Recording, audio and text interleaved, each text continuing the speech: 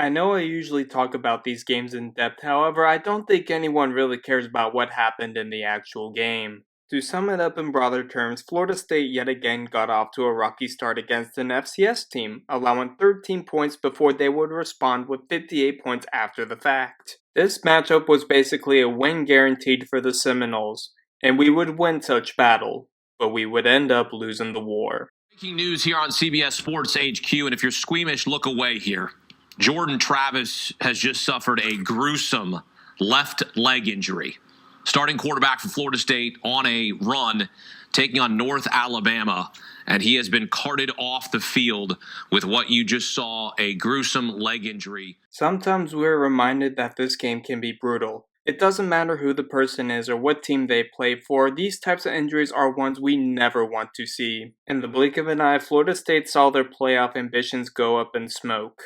Jordan Travis saw his playing career for the Noles come to an abrupt end, and with that I want to thank him for everything he has done. From being booed heavily in the wake of FSU mediocrity to becoming a beloved Heisman frontrunner of one of the best teams in the country, he was a massive reason for the resurgence of the program. There is no doubt in my mind he'll get his name engraved at Doak in the future.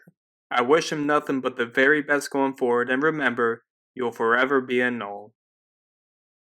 Strong life lesson, kids. The grass isn't always greener on the other side. Jimbo Fisher learned the hard way and got axed after a game A&M won? I can't say I'm that surprised. You see, he craves control and wants things the way he wants it.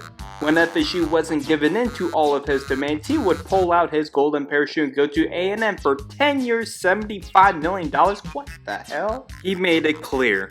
The entire organization needs to be on the same page. The perfect euphemism for saying, do it my way or hit the highway. Yeah, this isn't gonna end in total fucking disaster. The 2018 campaign for the Aggies was filled with promise and looked to be on the up. All while Florida State was filled with dysfunction abound, wondering what the hell went wrong. Based on that alone, you'd think the Aggies would be SEC contenders of the future, but this is Jimbo we are talking about here. The cracks truly began to show in the Aggies' 2022 campaign, crashing and burning all the way to a 5-7 record. Not good considering they were ranked 6th in the nation at the start of the year and had the nation's best recruiting class.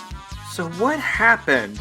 Well, remember, Jimbo is a narcissistic asshole, wanting full control of every damn thing. A&M already paid a king's ransom to go and grab this dude and were basically puppets on strings.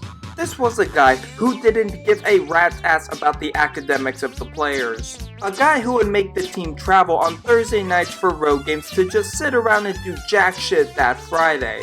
When it became apparent that the record on road games sucked, there was nothing done to fix the issue. It was settled. Lil Jimbo was resistant to change. All that hope that Aggieland had on this dude was now gone. What do you get for getting axed for sucking so hard? Almost $77 million in dead money. That's got to be the biggest win Jimbo has ever gotten.